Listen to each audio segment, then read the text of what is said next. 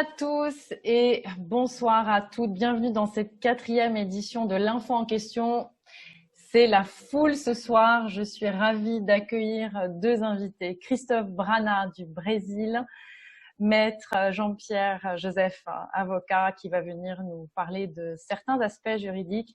Évidemment, vous connaissez nos chroniqueuses et nos chroniqueurs. Chloé, bienvenue. Sophie aussi, ça fait quelques semaines que tu nous manquais. Jean-Jacques, Tal, Salim et moi-même. C'est parti pour une 4e émission de l'Info en question. Justement, par rapport à ça, je voulais parler avec Jean-Pierre Joseph, maître Jean-Pierre. Bienvenue chez nous, bienvenue à l'Info en question. J'ai regardé une intervention aussi que vous avez faite récemment chez Sylvano et j'avais envie de savoir ce que vous pensez de tout ce qui se passe. Qu'est-ce que vous avez envie de nous dire ce soir et pour les personnes qui nous regardent vraiment de vraiment beaucoup de pays différents, pas que la France? On dit que l'histoire est un éternel recommencement. Quand il y a eu le H1N1, un jour, c'était au mois d'octobre 2009, j'étais dans une grande salle où il y avait des médecins d'un CHU qui venaient expliquer qu'il faudrait se faire vacciner parce que la grippe H1N1 allait arriver. Et puis, après leur long baratin, très intéressant, ils ont demandé est-ce qu'il y a des questions. Alors, j'ai levé la main, j'ai dit oui, moi je suis le Candide. Et alors, il y a quelque chose qui m'interpelle. Vous avez bien dit que le virus est apparu au Mexique à la mi-avril. Oui. Bon. Donc, avant, on ne le connaissait pas. Non. Bien. Alors, j'ai une question. Le 9 mars, M. Sarkozy est en visite au Mexique. Et en sa présence, un contrat est signé entre un laboratoire français et un Mexicain pour la création d'une usine de production de vaccins contre la grippe dans l'hypothèse d'une future pandémie. Est-ce qu'il y aurait des voyantes extralucides chez les laboratoires pharmaceutiques? Alors, ils m'ont répondu, mais vous êtes un menteur. Je dis, mais non, j'ai là le communiqué de l'AFP qui est du 9 mars. Et puis, j'ai mieux que ça. J'ai la question, la question écrite de mon député de l'Isère, François Brault, qui demande à Madame Bachelot aussi si les laboratoires sont des voyantes, parce qu'ils posent les mêmes questions. Alors, vous savez ce qu'on m'a répondu? On m'a dit, nous allons vous expliquer le masque, comment il faudra le porter, et comment il faudra l'acheter, etc. Alors, je dis, attendez, vous nous faites le téléachat, c'est gentil, mais vous n'avez pas répondu à ma question. Alors, là, il y avait un gros brouhaha, la moitié de la salle est partie. Bon, l'autre dormait, c'est pas grave. Bon, mais voilà, ça en est resté là. Eh bien, j'ai l'impression qu'on revit la même chose, hein, d'un truc organisé à l'avance, avec des contrats qui sont signés avant, des brevets déposés 2 ans avant, etc. Puis on dit, ah non, c'est des coïncidences. Ah bon? C'est pas mal. Belle coïncidence, n'est-ce pas? Vous avez parlé, dans l'interview que j'ai vue de vous, du dogme, et vous m'avez tellement fait rire quand vous avez parlé de ce moment où vous êtes allé voir un colloque, je ne sais pas si on peut appeler ça comme ça, de médecins, où vous leur avez demandé à l'époque, parce que là on est vraiment, moi ce qui me fascine c'est le dogme, parce qu'on revient aussi à cette réaction aussi au Brésil où les gens, l'OMS a dit, le docteur a dit, donc c'est la parole de l'évangile. Surtout TF1 a dit, ça c'est important. Oui, ou BFM, bon maintenant ils sont beaucoup en grève, donc c'est un peu moins le... Mais BFM n'a pas dit, ça n'existe pas. Vous m'avez fait tellement rire quand vous aviez dit dans cette interview que vous êtes rentré là en demandant aux médecins s'il y en avait qui avaient des doutes par rapport à la vaccination et aucun a répondu. Et qu'est-ce que vous avez dit? Vous aviez l'impression d'être... Alors, il faut préciser que j'avais été invité à la concertation citoyenne organisée par Madame MST, Marisol Touraine, qui était ministre de la Santé à l'époque, sur la question de redonner confiance aux Français dans les vaccins. Alors, pourquoi est-ce qu'on m'a invité? J'en sais rien. C'était peut-être le loup dans la bergerie, j'en sais rien du tout. Toujours est-il que j'étais là devant des médecins qui, je pense, avaient été triés sur le volet, puisque quand j'ai posé la question, personne n'a réagi. Donc j'ai dit, ça me rassure, vous êtes tous du même avis, mais j'ai quand même l'impression d'être un instituteur qui est venu demander la suppression du catéchisme à une assemblée d'évêques. Mais bon. Et après, je leur ai montré des courbes officielles qui montraient que les vaccinations de masse arrivent toujours lorsque la courbe épidémique est retombée. Donc, apparemment, elle ne sert pas à grand-chose. C'est vrai que vous avez écrit donc plusieurs livres, dont un qui a retenu mon attention évidemment, vaccins, on nous aurait menti, qui s'affiche là à l'écran. L'avis d'un avocat, 11 vaccins obligatoires, l'inconscience politique. Qu'est-ce qu'on peut dire finalement à tous ces parents? Comment on peut leur donner un peu de pistes? Parce que là, maintenant, tout le monde a vraiment peur de ce vaccin obligatoire qui pourrait arriver. Est-ce qu'il y a des entités en France qui peuvent aider les parents justement ou des personnes? Oui. D'abord, il y a des organisations, comme par exemple la Ligue nationale pour la liberté des vaccinations, qui est à Annecy, enfin Chavannes exactement, c'est la banlieue d'Annecy, qui a plusieurs milliers d'adhérents, qui a une permanence tous les matins, 0450 10 12 09. Moi, j'ai beaucoup de mémoire des numéros de téléphone, j'ai pas de difficulté là-dessus. Et puis, bon, il y a d'autres, il y a l'organisation Alice également, qui milite pour ça, il y a le REVAB. Il y a beaucoup d'organisations qui regroupent les gens contre. Et puis il y a aussi de l'autre côté de la frontière franco-belge, il y a Initiative citoyenne qui fait un boulot énorme parce que il se passe pas une semaine sans qu'on ait un petit truc d'initiative citoyenne. On est toujours mais comment elle fait pour prendre autant de choses?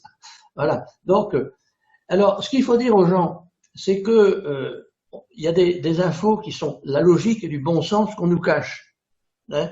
En 1980, il y a un monsieur qui s'appelle Jean Dossé qui a eu le prix Nobel de médecine pour avoir découvert les systèmes HLA, qui veut dire Human Leukocyte Antigen. Système HLA, ça veut dire que tout le monde sait qu'on appartient à un des 4 groupes sanguins, mais ce qu'on sait moins, c'est qu'on appartient tous à un groupe immunitaire différent. Et là, il y a plus que 4 groupes, il y en a plusieurs dizaines. Et le biologiste Michel Georget avait bien détaillé, dans son dernier bouquin « Vaccins, les vérités indésirables », il avait bien détaillé tous les groupes, quels étaient les groupes, les sous-groupes, etc. Et en fonction du groupe auquel on appartient, on sera répondeur ou non à tel vaccin, trop répondeur, donc maladie auto-immune, ou pas du tout, ou très peu. Ce qui veut dire que, par définition, on sait depuis 1980 que les vaccins, la vaccination de masse, eh bien, elle est toxique pour certains, elle est totalement inefficace pour d'autres, un peu efficace pour d'autres, peut-être efficace pour d'autres encore, en fonction du groupe, mais ça on le sait depuis 1980. Et Jean Dossé avait dit à l'époque, la vaccination de masse sera bientôt une pratique du passé. C'est-à-dire qu'il dit, c'est une aberration scientifique, puisque ça ne peut pas marcher pour tout le monde, puisqu'on a tous une immunité différente. Bon, voilà un petit peu ce qu'il faut dire aux parents. Comment on fait pour savoir quel est son HLA? Eh bien, il faut faire une analyse, une prise de sang, et demander un typage HLA. Demander, je voudrais savoir à quel groupe appartient mon gosse. Et il se trouve qu'il y a, les médecins peuvent savoir de quoi on parle. Là, en l'occurrence, si on va chez son médecin en France, je veux faire un typage HLA, il est compétent pour nous trier après dans quel groupe on est. Ce qui est embêtant, c'est que 9 médecins sur 10 vous font des yeux ronds quand vous leur parlez de ça. Alors vous leur dites, mais enfin, c'est un prix Nobel de médecine qui a découvert ça. Vous savez forcément. Alors, bon, oui, peut-être, bon. Et alors, c'est vous qui lui expliquez. Vous l'expliquez, mais bon, c'est malheureux. De toute manière, la médecine croit tout savoir, puisque aujourd'hui, on a des procès contre des gens qui guérissent par des procédés les données non acquises de la science ou scientifiquement non prouvées. Bon, ça veut dire que tout ce que ces gens-là ne savent pas, ça n'existe pas. Bon, n'empêche, il y a des gens qui guérissent, donc ça existe quand même.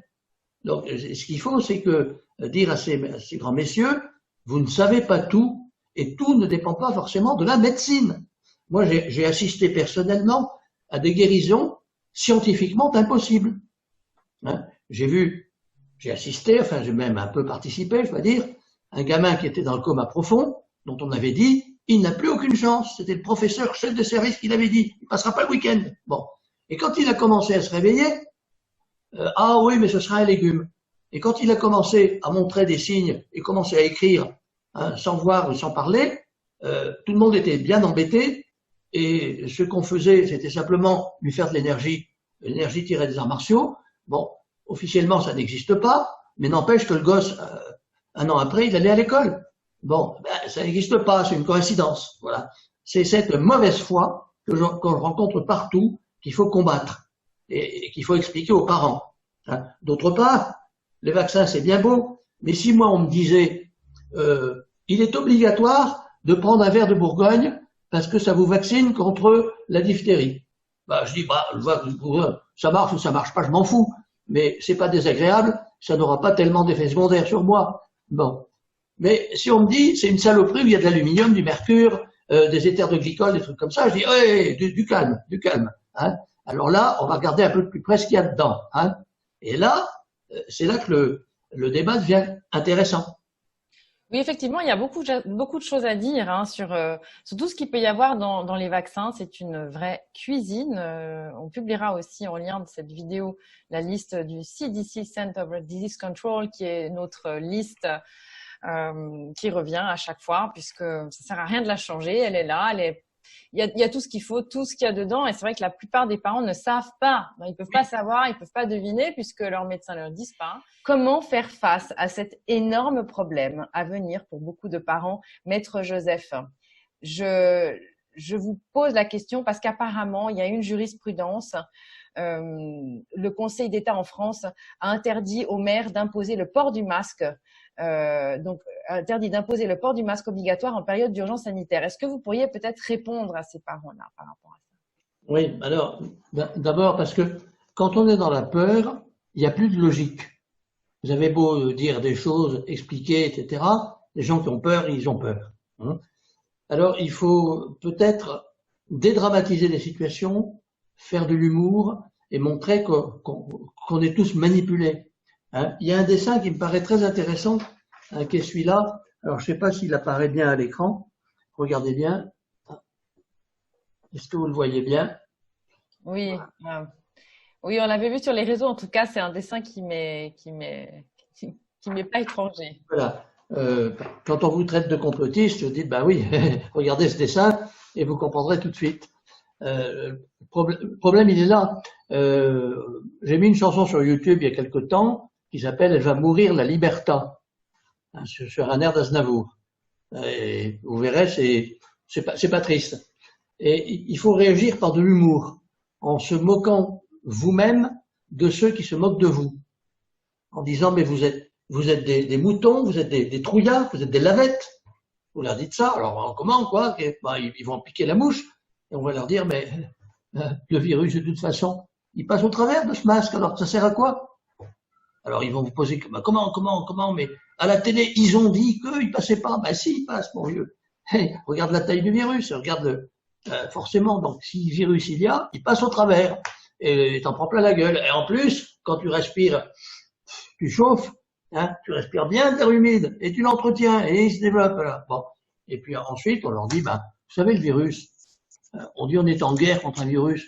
On n'est pas en guerre. Le virus, il cherche pas à vous détruire. Il cherche simplement à se reproduire. Quand les voisins du dessus cherchent à se reproduire, hein, ça vous dérange peut-être parce qu'ils font du bruit, mais ils cherchent pas à vous nuire. C'est pas une guerre contre vous. Hein, c'est eux qui sont parfois bruyants. Donc, c'est pas... Il faut pas se tromper d'objectif.